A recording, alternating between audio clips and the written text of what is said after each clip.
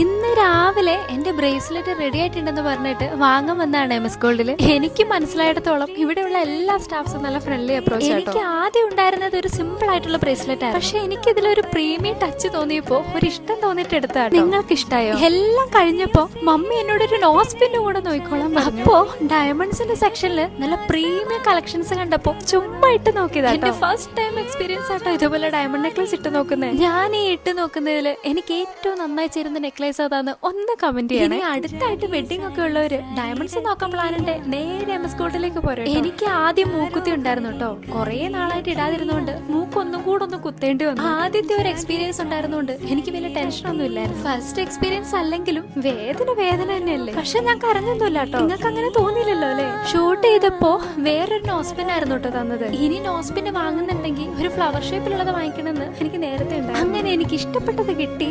By.